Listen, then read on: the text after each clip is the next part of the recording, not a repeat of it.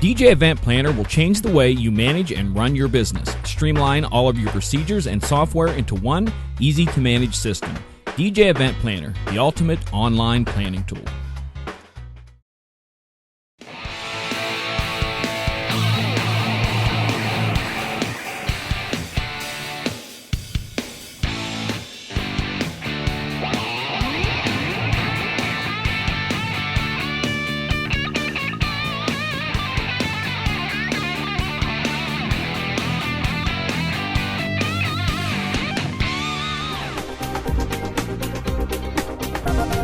It's time for Tuesday Night Live Chat with Brian S. Red and John Young.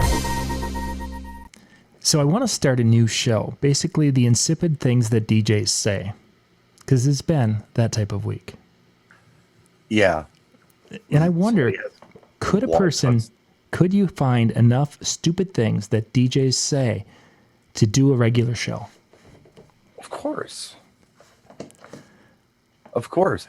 Although the problem with that is we know these people and we probably upset them. No.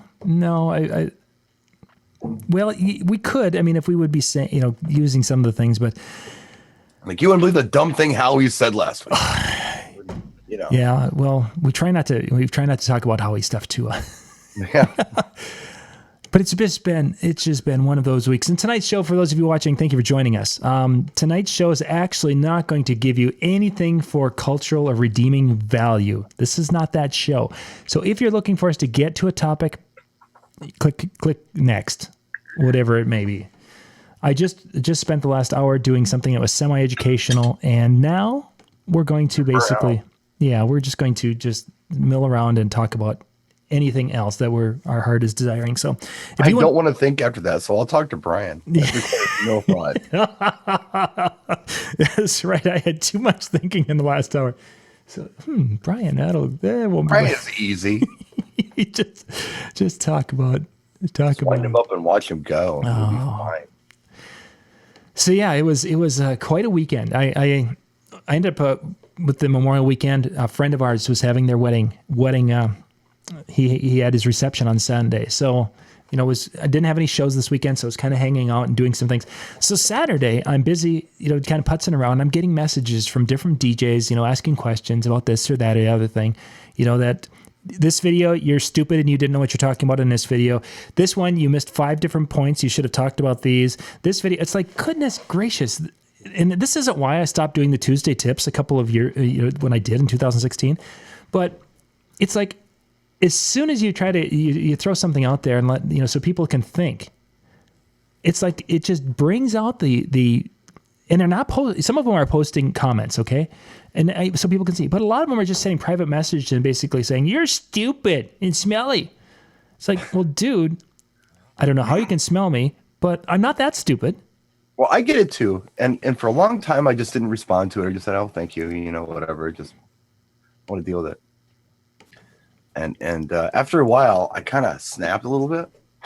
And I'm not mean to him, but I will say, oh, yeah, hey, thanks. By the way, what have you done to help anybody lately? And then they'll say nothing else in return because they've done nothing. It's kind of like if I present an idea and somebody says, oh, yeah, I've been doing that for years. It's like, well, thanks for sharing. Mm-hmm. Because I just kind of figured this out and thought I'd share it with others because I didn't know about it. Yeah. But people are real quick to say, oh, yeah, I've been doing that for a long time. Yeah, I've been doing that forever. Had the exact statement shared that, oh, yeah, we've been doing that, and we do it so much better. So it's like, okay, I'm thinking, well, maybe they've got a video out there on it. So I spent the time. No, they have their YouTube channel. 4 views on one video, and that was 2 years ago, and like they haven't done anything since then. I think I'm going to start doing that with everybody. Every time I see a really good idea, I'm just going to say, oh, yeah, I already thought of that.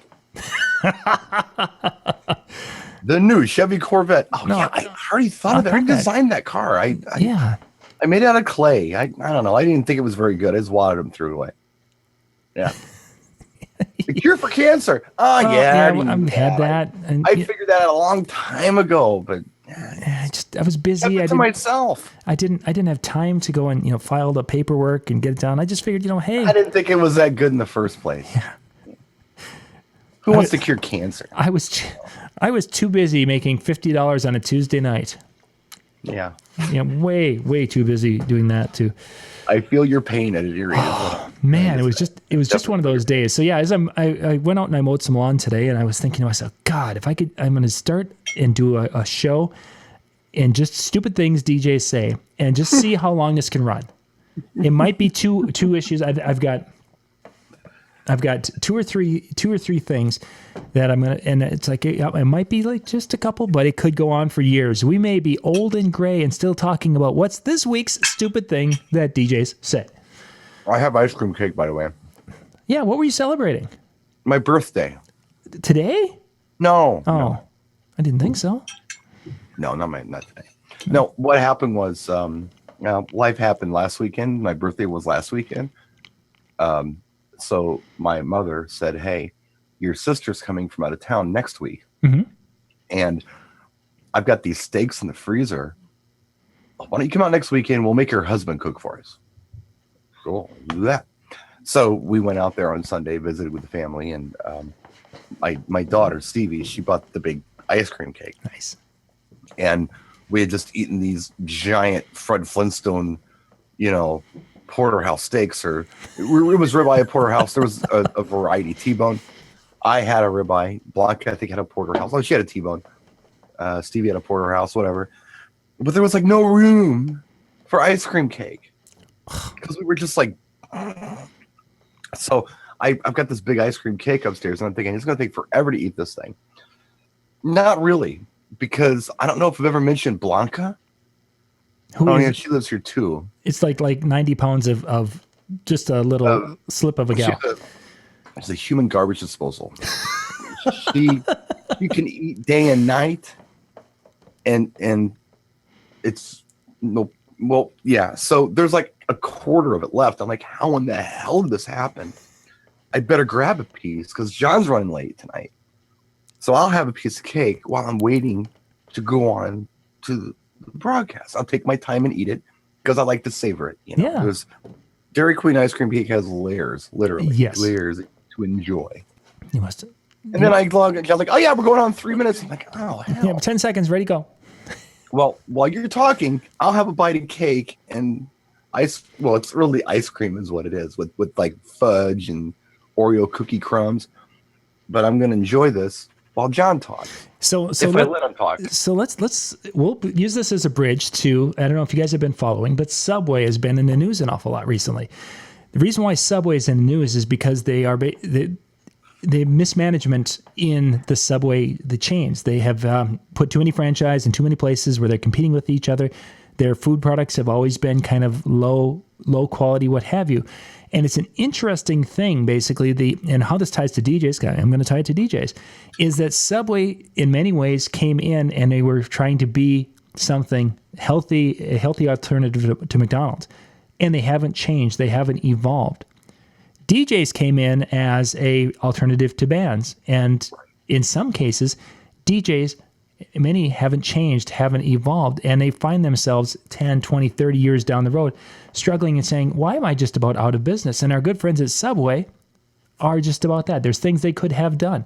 They didn't, the sandwiches that when your Subway first opened, you can probably go buy the same sandwiches today that you did then. They haven't changed. They haven't evolved.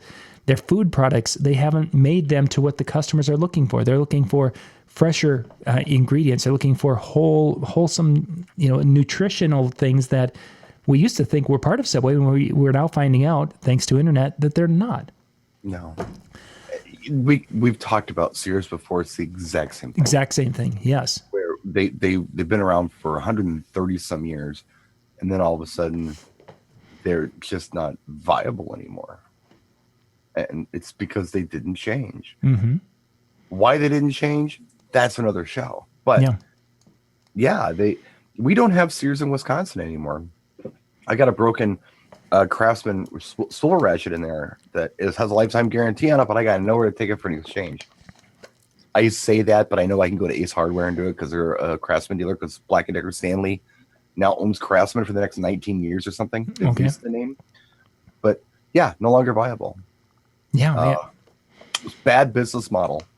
Sam Walton used to complain about Sears because, here, the guy who started Walmart. Walmart, right? yeah.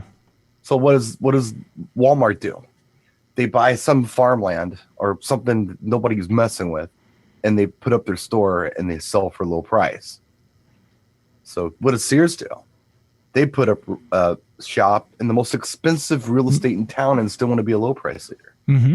How can you be a low price leader when your overhead's insane? Oh, for sure. You can't do it. It's like they have this identity crisis, and that's been going on forever. And then the last 20 years of Sears, I mean, but they're going away because they just can't change with the times. Yeah, I think that's the big thing I want to people to take is that changing and evolving. Just in the show, I was doing pricing in that last segment and talking about how do you come to price and how do you do that, and then kind of wrapped it up talking about value pricing to the value of the customer, and that's going to become more of a buzzword you're going to be hearing more and more of in our industry and other industries. Is that really, to boil it down, that I'm value-based pricing is looking to see what will the market, for the number of gigs I need to do, what will the market pay for the value I bring to their shows? And I'm boiling it down. I'm oversimplifying it. And that is a different methodology than what we were using when we first started out. And we're basically, okay, the average DJs are $400. I'm going to be $350. That's the way we started, and we priced ourselves. Then we evolved to the point of, okay, now it costs me this much and I want to make a profit. And we did that. And now it's an evolution on that side, the business running side. Then it becomes an evolution on the performance side. And we've talked about this in the past, is we used to just play music and we didn't touch a microphone.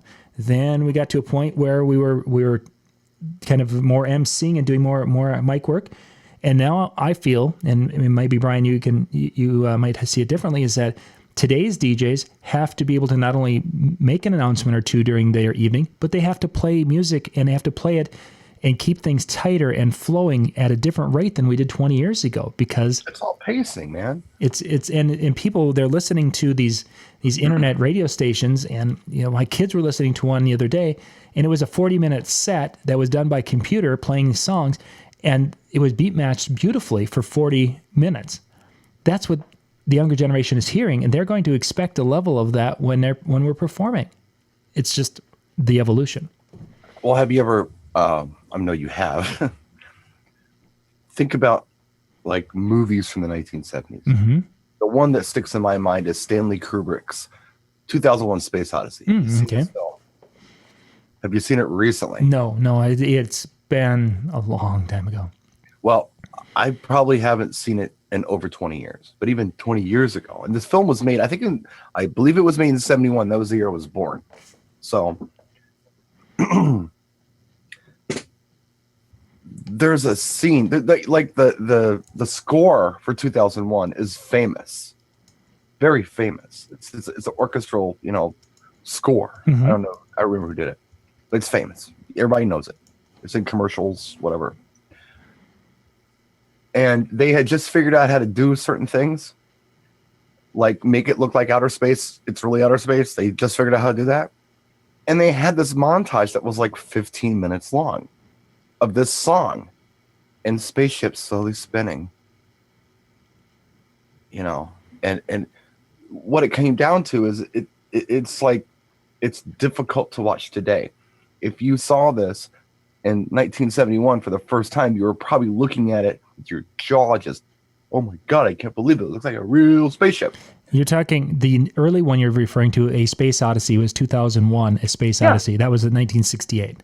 Oh, 68. It was older than me. Yeah. So, yeah, a long time ago. They had just figured out how to do that. Nobody had ever seen that before. Can't watch it now. It's like, it didn't age well. The pacing was bad. The movie Saturday Night Fever, soundtrack, phenomenal. We've talked about it. Mm-hmm. Movie, very bad pacing. It's difficult to watch. It didn't age well. And then you think about music videos, it's cut, short attention span stuff. We're not going to watch somebody walk down the street for no reason. He walked out of the building. He walked down the street. Mm-hmm. The car went by. He turned the corner. We don't care. We understand he left the house. It's all we need to know is he walked out the door. Next scene. It just didn't age well. So, and that's an interesting point, is how things we think that boom boom boom, and the younger generation like that, But if you look at the programming on Netflix and Amazon specifically, because I've been spending a lot of time, these companies know something that we don't know. They've got a lot more money involved with entertainment than most people do. You see that some of the most successful series on Amazon, and I hate in Netflix, I hate to say it, are going back to the soap opera type that they put out 10 or 14. Serial. It's basically, it's that series, but yet they're going in depth in a story to a point. I mean, let's face it. You guys, I've talked about this. I've been watching those Marvel on Netflix. Which one? I went through, I started with Daredevil, Daredevil first, then Defenders. And now I'm going back and went Luke Cage and Jessica Jones. So I'm going through these things, and they could take these 13 one-hour segments, and they could have put that into a 2-hour movie and put it up on a big screen. And we would have been happy with that. But instead of that, they've made 13 one-hour episodes, and they have gone through and they're telling a story. And they're telling a story in a depth that you will probably the closest would be in depth of a book, if reading a book. And this is such an interesting thing that they are having such a level of success with these shows by telling that story. I mean, it's truly the younger generations. This is their storytelling, and it's different than the movies we watched and we've been involved with, because most of the movies, Star Wars, if you read the book and then you watch the movie, even the book that was written based on the movie has more to it. There's more behind. There's more thinking and more process, and you get to da-da-da-da. I just wonder if that generation, if it's just because they are so much, the little 5-second clips and then boom, boom, boom, these jump cuts and such is their world. And then Netflix comes in with something completely different and it appeals because it's just so different. The editing and the pacing is still relatively good. The storytelling pacing isn't, but the visual pacing's good. Whatever's happening in that episode, the pacing's good. The overall pacing of the series isn't always good. Like Walking Dead, for instance, it's absolutely awful. They took 2 whole seasons on this Negan guy, who I don't care about, and we didn't talk about zombies much at all. Mm-hmm. And the ratings are way down because of it, because they didn't get the pacing right. But yeah, I mean, you think about, okay, let's make an analogy here. Let's think about these series like you're talking about. Mm-hmm. Where they could have told the story in 2 hours, but they're taking 12 episodes to tell it. But they're doing it in a way where it's not boring. This is a club DJ. This is what a club DJ needs to do. He doesn't need to come in and do all of his tricks in one night. He needs to come in and milk it and give him a little bit more every time and something a little different every time and keep engaged. Same DJ, same style of music, but it's a little different every time. It's kind of like a series. Whereas a wedding is like a movie. You got to knock it out in a day. Mm-hmm. There's not a part 2. There's really not. I mean, the closest thing you're going to get to a part 2 is well, it's not. I mean, the closest thing you're going to get to part 2 is somebody in the wedding party likes you and hires you for their event or whatever. That's the closest you're going to get. And you got to change it a little bit. You don't want to do the same show twice, but maybe that's how we could look at this. But it really is all about pacing, I think. Yeah, it definitely could be that pacing thing, and it's just different. That's just what it reminded me what you're talking about. Mm-hmm. You need to change it up. You need to make it different. Tightening it up was what you said, and that's why I brought that up. Yeah, it's just such an interesting dynamic of we talk about feedback from a lot of viewers because Mike asked for some feedback and we've been getting feedback on the videos and such. And people constantly talk about. That's one of the reasons why at the beginning of this episode I said there's nothing of you're not going to get anything of educational value, because we're not going to get into topics. People are like, oh, it's all fluff. All you guys do is da da da. It's like you don't get into your topic, or it's all this fluff at the beginning, and then you finally get into your topic. And okay, so there's none tonight. Yeah, there won't be any tonight. But you get enough of you hear that and such, and you're thinking, okay, so we got to get into the topic. We got to get in there. We got to keep it tight and clean, and boom, boom, boom, boom, boom, and then you go and see some things that are coming out from other production. Again, looking for ideas and examples and things to mimic outside of the DJ realm. And you're not seeing that. You're seeing, that they're telling a story. They're building and they're doing more of an elongated process. And it's just, it's. I wonder if that's going to train some of the younger generation, that they're going to be more open to more of that storytelling and more of that maybe wedding experience where you're going to be taking them on that journey instead of just hitting hits. I mean, the last 2 weddings I had, I didn't play as many of the typical wedding hits because they were looking for more of that kind of a journey. And they had some songs that were unusual to wedding DJs that they wanted to have incorporated and wanted to go into a different direction for periods of time. And I don't know. I wonder how many artists do you know? Do you know a lot of artists? Painting like that type of artist? Well, I mean, like, you know how you got people who can do stuff, then you got artists. Mm-hmm. DJs are artists. They're not normal people. They're artists. They're not accountants. Yeah. Okay. I get you. They're not masons. They may be a mason as well, but the DJ part, we're a bunch. And there's some pretty odd personality types that come along with this job description sometimes. Not as a rule, but there's something wrong with all of us. How does that sound? We're all a little weird and different. Mm-hmm.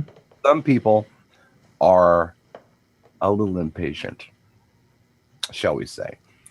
And what we're doing as content providers, so what you're doing as a content provider, is you're looking at every criticism that somebody has about your programming, and you might be overprocessing this.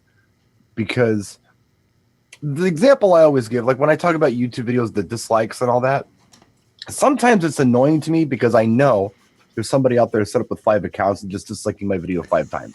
Yep. I know they're doing it. There's no other explanation for it because it's happening in succession. Consistently, yeah. Right. I think about, and I've said this before, I think about Oprah Winfrey. She had probably one of the most popular shows ever on television. Everybody watched the Oprah Winfrey show. Mm-hmm. Can you imagine what the Oprah Winfrey show would have been like with a comment section underneath it and people being able to click like or dislike on it? Oh, yeah. Or any popular TV show for that matter. Mm-hmm. It doesn't matter what it is. Any popular television show, even the most beloved television shows, there's going to be somebody who's got something to say about it. So what we can't do, I don't feel, is look at all this criticism and let it affect us much. If it's constructive criticism and they're making a point that we missed, yeah, of course. Certainly, yeah. But if it's just kind of digging at you, you should do it like this, and I don't know. No. Thanks for watching. Thanks for watching. And if you don't like what we're doing, we appreciate the time you gave us. Yeah, and there's a lot of other. Don't worry too much about it. There's a lot of other opportunities to check things out online. You mentioned, of course, the idea with Oprah's show, and if there would have been likes and such. Yeah. I'm thinking, let's go back farther, and since we're talking in the 70s, let's go back to when MASH first started. Do you think MASH would have survived season 1 if we'd have had social media, and how they would have just crucified the show in that first season? Maybe, yeah. Maybe. And one of the by the end of its run, one of the most all-time loved shows of its time. And at first, the first season or so, it was because it was so different and it was so to a point raw in those first couple of seasons. It would have been, I think, it would have been taken completely apart online. And yet, for the better or worse, of our time today, with social media, something like that wouldn't fly. I mean, let's face it, if it wouldn't be for social media, our friends over at ABC probably wouldn't have canned Roseanne and her staff. I mean, I don't know. Twitter, they may have, because they're anticipating their Nielsen ratings. That's a whole political thing too, because of her affiliation. Hold on a second, I have a bite of my cake. Yeah, my fork. I don't know. Fall off. Anyway, quit it. They were able to cross political boundaries in the show, regardless as to what Roseanne had to say in public. Mm-hmm. There were a lot of people that I know who identify as very liberal who still enjoyed Roseanne, but after a statement like that, they're going to lose a lot of people. Oh, for sure. Wanda Sykes was one of the producers on there. I don't know if she was executive. She was a producer on the show. She's like, I'm not coming to work. Mm-hmm. I'm done. And her whole audience, probably watching. They're not going to watch no more. So, yeah, I mean, I don't know, man. they may have done it anyway. Yeah, it certainly could They have may been. have done it anyway. Yeah, it is kind of But disappointing. on the other hand, it would never happen if there wasn't social media because the whole thing stemmed from a tweet. Yeah, and the only way we'd have ever heard anything is if the Right. Entertainment Tonight cameras caught Roseanne Barr coming out of 7-Eleven. Roseanne, what do you think about? Oh, You can have a thought, even if it's not a popular thought. And if you keep it to yourself, you're good. you're okay. But if you just sit on the toilet and say shit, maybe that's not a great idea. Maybe you should have a vetting process of your own where you just say things. You shouldn't have this little computer in your pocket that you can just do it whenever. Yeah, But Bill. I mean, I never paid attention to her. yeah, I didn't. I wanted to watch the show because there's a couple of the characters I wanted to. So I think I TiVo'd the whole however many episodes they had, and I thought, I'm going to watch them at some point in time. I never watched it. I didn't watch it the first time around. I still have episodes of Mike and Molly in not the last season that they did, but the season before that I haven't even finished yet. So I'm so far behind. But The thing that I remember Roseanne doing, like when I thought, this is kind of different, and when she was on a Rodney Dangerfield special, like in 1984, 1985, and beyond that, I didn't care. She was just kind of a nobody, and he introduced her to people. He did a couple skits with her, and they were humorous. But beyond that, I was just like, okay, I've heard this. It's kind of like anybody else. Andrew Dice Clay, same thing. It's like, you heard this guy. But the coolest thing I can think of that Roseanne did since those Rodney Dangerfield specials that I enjoyed was when she said no to a script that Fox presented her for a TV show written for her and Sam Kinison. And both of them said, no, we're not doing this. And that TV show became Married with Children, which was brilliant. So thanks to Roseanne saying no and staying out of the way, we got Ed O'Neill, we got Katie Seagal, we got Christina Applegate. Are you kidding me? Oh my gosh, thank you for saying no to that, Roseanne. But anything that you do otherwise, I don't care. I don't watch your movies. I don't watch your TV shows. I don't want to buy your perfume or your T-shirts. I don't care about you, lady. I never have cared about this lady. So that's my Roseanne rant. I don't care. I don't know why we're supposed to care about these people. Yeah, the royal wedding. Why do I care about the royal wedding? I'm not even British. Why do I care? And that kid, that ain't Prince Charles' kid anyway. Come on. No. There's no way. Everybody knows it. Everybody's always known it. So who cares? This Megan, is her name Megan? I don't know. Megan, I guess she's American. I don't care. Why am I supposed to care? It didn't. This is my little rant for the night. I don't know why every time I go to the grocery store and I look at the tabloids, I'm like, why does anybody give a shit about these people? Why? Why? The only thing I can come up with is that, and this circles back to why daytime soaps were so big, is that people feel that their lives are just so inferior and suck so much that they use this as kind of this little fantasy release dream world that they can be like, oh, wouldn't it be cool to be a princess and marry into royalty? And it's like, if your life sucks so much that you need, fiction to make it through the day. I mean, seriously, just go read a Star Wars book. Nonfiction or whatever. No, I understand people like gossip and things like that, but why do I care? Why do I care about something Brad Pitt and Angelina Jolie may or may not be involved with right now? I guess they're not together anymore. And maybe he's with his old girlfriend, but maybe not. And she's not happy. I don't care. I'm not going to open the thing. I'm not going to buy it, but I see this stuff. And I don't know why we're supposed to care. Yeah, it's just I don't know. I suppose it's that pop culture, but yeah, I can't. As they say, there aren't many. Think about the things that would be cool to care about. If people were interested in it, would be really cool.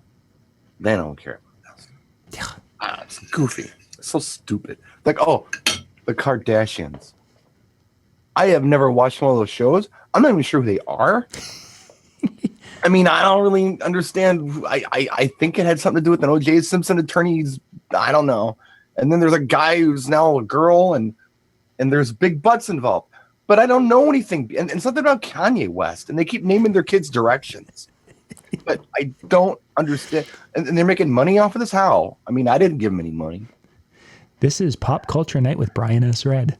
I just like, wow.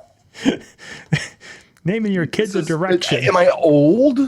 Yeah.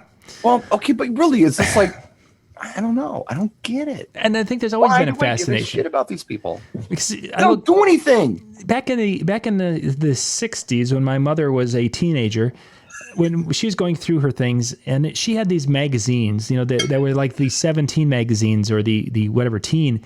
They've had these types of things forever because there's always been that thing, that the stars are bigger than life itself, and we want to read about them and know about them, and so I'm guessing it's that, and there's that whole, wow, I want to know something about my favorite movie star. But they're not a movie star.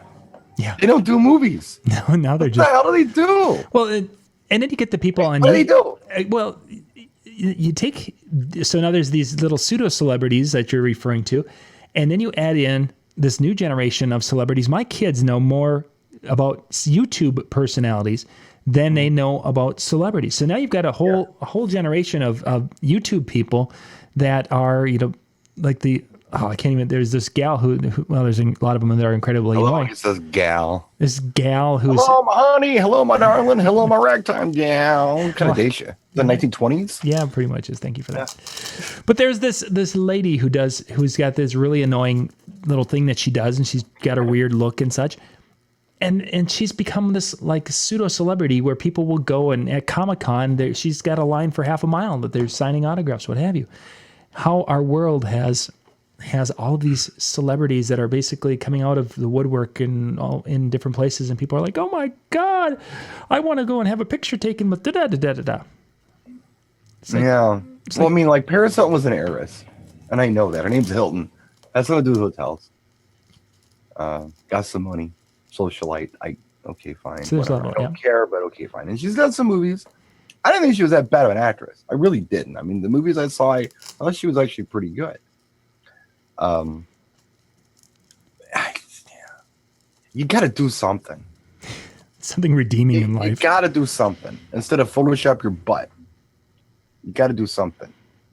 Maybe that's what we're doing wrong, Brian. If we'd Photoshop our butt, maybe we'd have more. If we Photoshopped our asses, maybe we'd be doing better. You Photoshop some hair. Here. Get that 1991 hairline back. Yeah.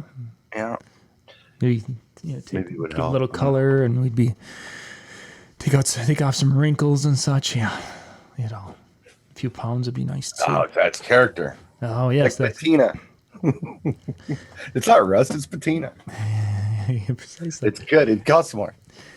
So I want to talk a little bit about a list was, music lists could pop up all the time, and somebody had sent out a music list of essentials of some songs that, in their words, these are a list of songs I want my kids to know. If something would happen to me tomorrow, I want to make sure that here's, 20 songs that I want to make sure my kids know, because these songs have got an importance in the music industry. Okay. And I was looking at that, and I was thinking to myself, well, gosh, if this isn't a Brian Red topic all over it. Okay, let's talk. Songs that, and I apologize, I thought I had the link on my thing and it didn't come through here, but they had a variety of songs, a few that I didn't know, but a couple of the bands, they had a Grateful Dead, a tune from the Grateful Dead in there. They had Pink Floyd. There was a Pink Floyd tune in there. And another one that stood out to me. That was, and a Johnny Cash song. And the Johnny Cash one, the Boy Named Sue was the song they had picked out. Sure. For basically kind of giving a slice of that one, because I knew the song and knew it very well, was a look at Americana in a way that how things were at that particular time in life for people who were in that world. And I was just thinking that if you were going to put together some songs and such that you would want to make sure that Stevie, that she's aware of these songs or these groups and such? What would be a couple that would stand out to you? Yeah, as a DJ, I think what I try to do is program for people. So what I wouldn't want to do is turn her on to something that I didn't think that she'd be interested in. What I want to do is find out kind of what she does like. And then from there, do the whole programming thing where it's like, oh, have you heard of this other thing? We do that once in a while. So she likes the Beatles. She likes the Bee Gees. She likes 80s music. She likes some 60s stuff, like classic rock stuff. But once in a while, we'll find something that she's not familiar with. Mm-hmm. And I'll throw bands out there, song titles. Well, I don't know that. And we'll go. It's been at least a year since we've done this. I haven't seen her a lot lately, but she'll sit down here and we'll do it. The last thing I can remember turning her on to that she just didn't know, and I took her through, the highlights was Electric Light Orchestra. Mm-hmm. It's like, well, if you're into if you're into Tom Petty and you're into George Harrison, this man produced them in the 80s and 90s. And he also started a band to pick up where the Beatles left off. That was his whole concept with Electric Light Orchestra. So maybe you should check this guy out. And she fell in love with it. But it was cool because I kind of knew, what she was into anyway. And then I took that and I would find holes in the equation and try to fill them. Mm-hmm. That makes sense. As far as what I like, the stuff that I like, who cares? I mean, I'm not that important. I have my own tastes. I enjoy what I enjoy. It's really cool when I meet somebody who likes what I like, what I really, really love and am passionate about. It doesn't happen very often. Yeah, I don't know. It depends on the individual, I guess. Mm-hmm. I mean, we've done this. You told me that you were into Huey Lewis, and then I asked if you ever listened to a Coven album. You're like, what's that? I'm like, that was Huey Lewis's band. You're like, really? Mm-hmm. Yeah. So that's what I do. That's what I do. That's how I like to do it. But I don't know. I mean, because what I like is so weird. So eclectic, yeah. Oh, I get that. Well, we've done music shows. No, we haven't even gone there. Yeah, I mean, not in a while. Digging through these records, I have found things. Art was over Friday, and he spent the evening, 4 hours maybe. We went through so many records, and once in a while he'd pull one out and say, "Oh yeah," and I'm like, "I don't know that." He's like, "Oh yeah, you do," and he'd put it on, like, "Oh yeah, sure, I know that." And other times I didn't know it, and other times, "Oh, look at this." He's like, "What's that?" Put it on. It was a music discovery night. We had a lot of fun doing that. I don't know, but yeah, I don't know. To play along with you, John, let's go Prince 1999 album. That's something that people should just know. It's just that good. Yeah, I was thinking by artists. I was saying, but if go by albums, that's actually a better idea. If a person who can focus on I think albums. so. Yeah. So you got like David Bowie, Young Americans. You've got Saturday Night Fever soundtrack. Yeah. You've got Prince 1999, Prince Purple Rain, Michael Jackson's Thriller, of course. Mm-hmm. Off the Wall's a damn good album too. Madonna's Self-Titled is a must. Yeah. As is Like a Virgin is a must. Oh man, what else? Daft Punk Homework, Daft Punk Discovery. Kylie Minogue's Fever was amazing. That was a really good album, and a lot of people dismiss it, but it was very, very good. The first Van Halen, the first 4 Van Halen albums, you got to check those out. Yeah, those were 4 solid. are all solid as a rock. The first Cars album is amazing, really, really good. New Order Substance 1987, their singles collection. There's stuff. I mean, if you go by albums, there's cool stuff, or soundtracks even. Mm-hmm. The soundtrack compilations really kind of just give you I guess an overview of what was going on at the time, like Footloose soundtrack kind of thing. Yeah, because you get Kenny Loggins, but you also get Shalimar, and you get Bonnie Tyler. You know, it's all over the place. So, and you get Denise Williams. Let's hear it for the boy. But I don't know. Kind of going back a little bit farther than that. Somebody mentioned the Beatles, and of course, there's numerous Beatles albums. But I think if we were going to look at one, I think Sgt. Pepper's one that a person has to experience.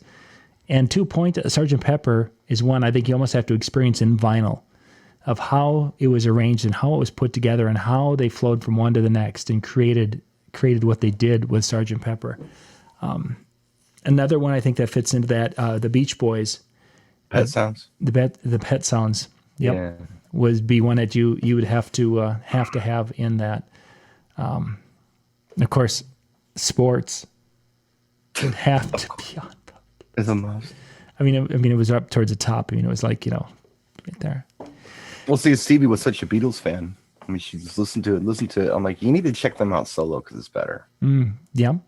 I don't know that she agrees with me, but she has, and she's gone to see Paul McCartney live, and she knows all the songs.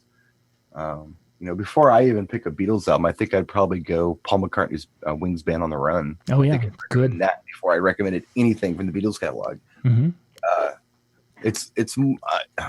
Well, that's my perspective. Yeah. What I did is just because of when I was born and what I was exposed to, I experienced George Harrison, John Lennon, Paul McCartney, and maybe Ringo Starr as separate individuals before I experienced the Beatles. Right. Yep. I had to go back and check that out for the most part. I mean, I knew a couple songs, but I didn't make that, oh, really? They were in a band together kind of thing. And I still enjoy them more as solo artists. I always have. And I know it's a weirdo thing to do, but I do. It's kind of like preferring Grease 2 over the original Grease. Like, who the hell does that? But I do. I mean, there's always that one weirdo in the crowd. Oh, I didn't like Bo and Luke Duke. I like Clay and Vance, the one who came and replaced him for that one season. That one season. I don't know why, but I do. I like them better. So then after going from that, then it's like, okay, so movies that talk about music, if there were some movies that would basically help tell the story. And I think you recommended this movie probably about a year ago. You had talked about 808. I think you talked about 808. And that was actually one that I got to watch that, probably about 2 months ago.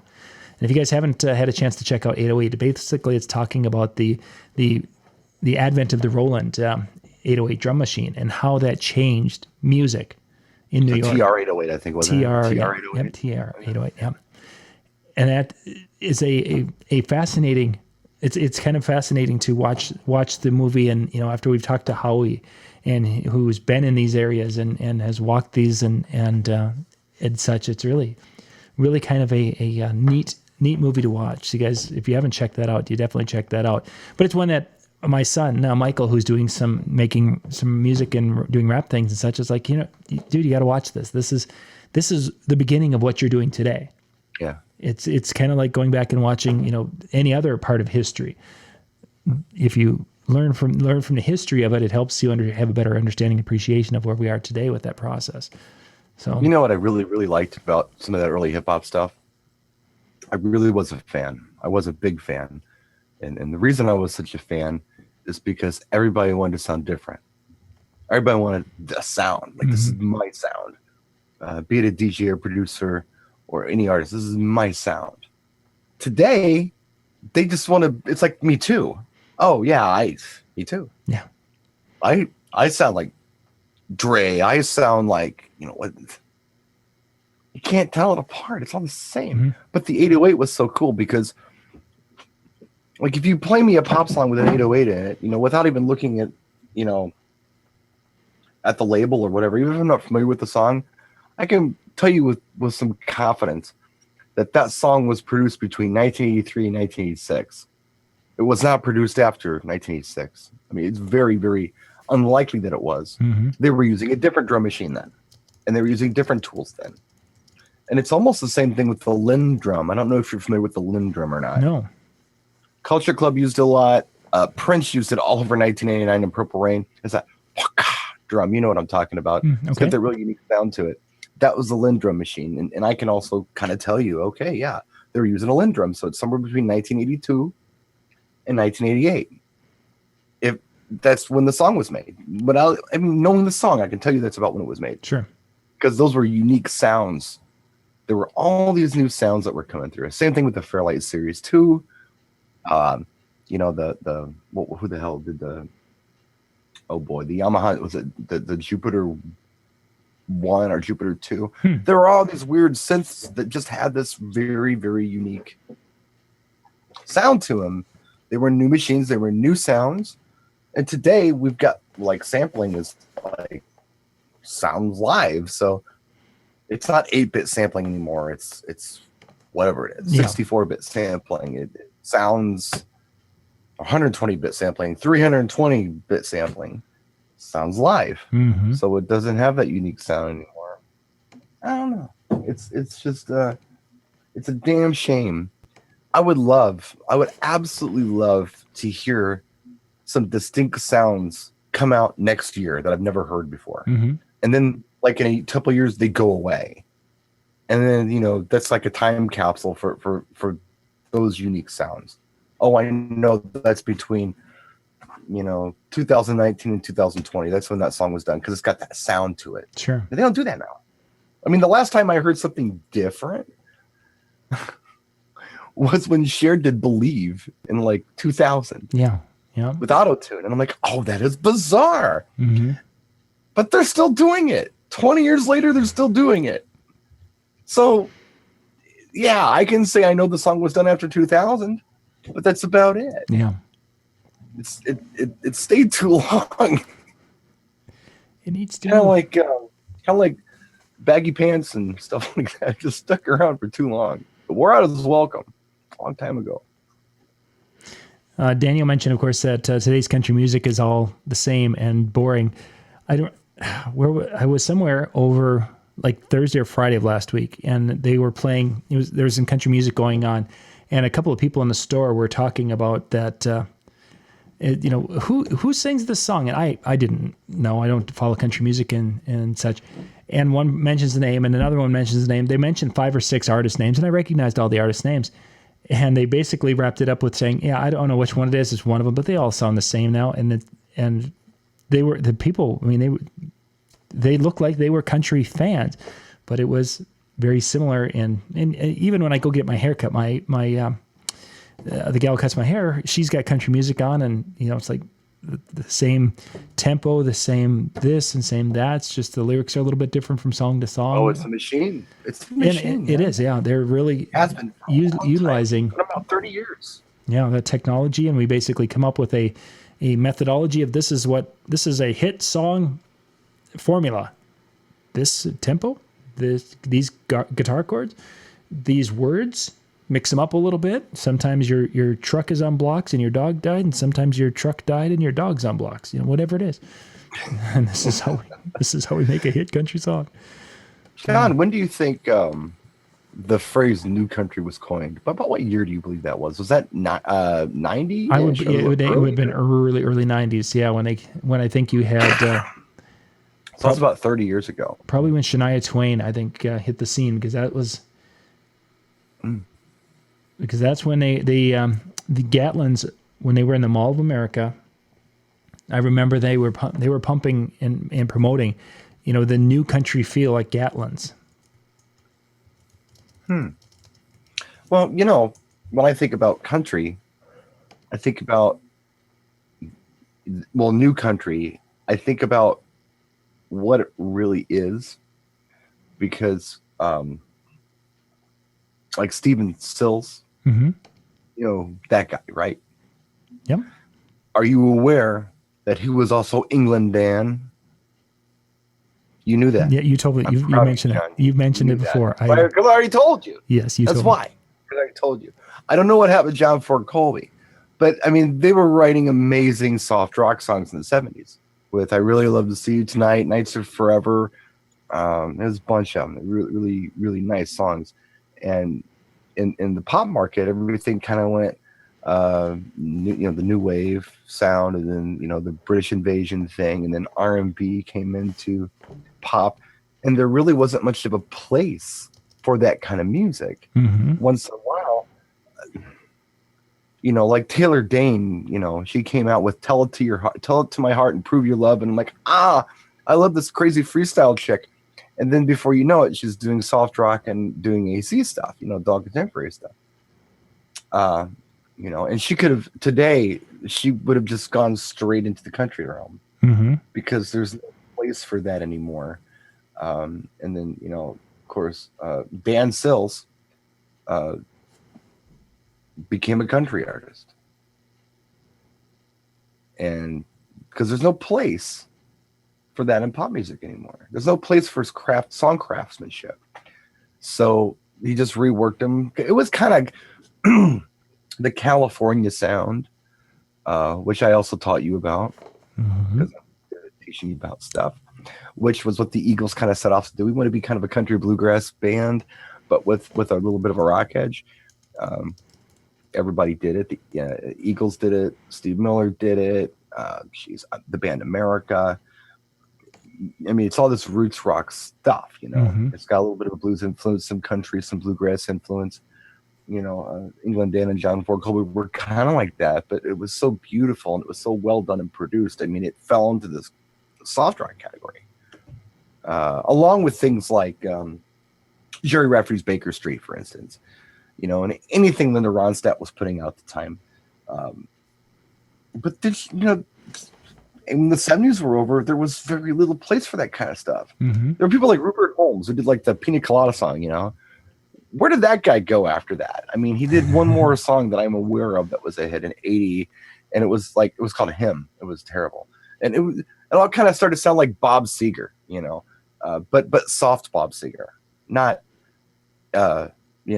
old time rock and roll Bob Seger, more like Night Moves Bob Seger, mellow Bob Seger.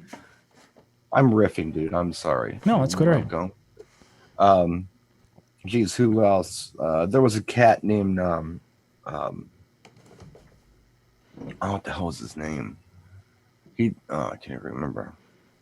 Anyway, he did two called Hot Rod Hearts. He did another song called oh Jesus, my brain's going, man. I must be tired. Anyway, they all kind of sound the same. Robbie Dupree.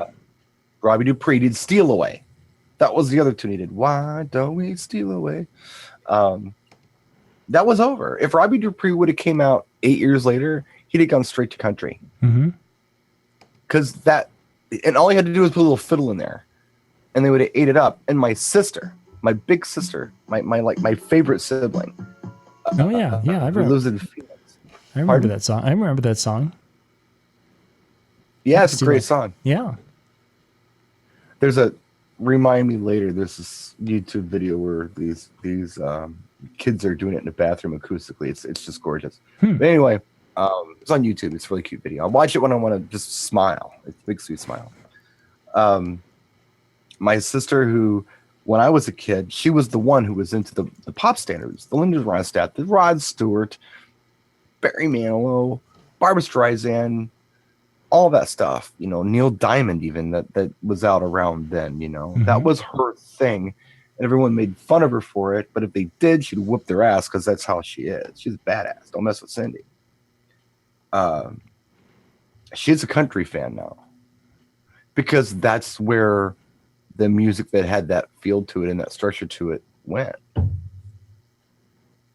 Pop music changed. It wasn't even there anymore. It went to country. And now a lot of people like it.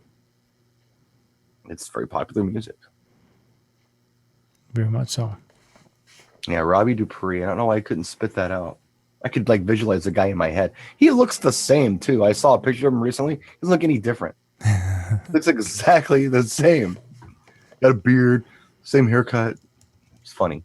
He lives out east. I think he's a school teacher or something. Or he was. Yeah, gosh, I haven't heard that song in a long time. I haven't.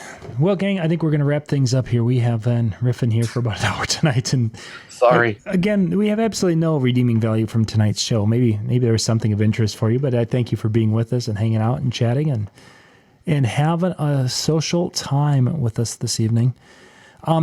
Next week, we're going to be kind of changing things up a little bit as we get into summer. We'll be sending out some emails and such on how this is going to change and the schedules and such, so you guys can kind of follow along and be there when we're going to do some live things. We're going to be doing some additional live things via Zoom, and we're going to have consistent links, so you can always hit that link at the proper time, and it will take you to wherever that Zoom meeting is for that night, which will be on our live shows. But we'll get you emails on that, but just be aware that when we have the DJNTV.com/BrianSRed, that's going to be the link for the whole summer. Every Tuesday night, you'll hit that link and it will take you right to Brian. Actually, and at times, it'll take you to Brian in places he doesn't want you to see him. I think we ought to do it like American Idol or Survivor. Oh, no. Survivor would be even more fun. Oh, no. That With the doesn't, shows. that Vote people off the island. that doesn't sound good at all. I think it sounds fun. All right. Thank you guys for being with us. We'll catch you later. Thank you much. Good night.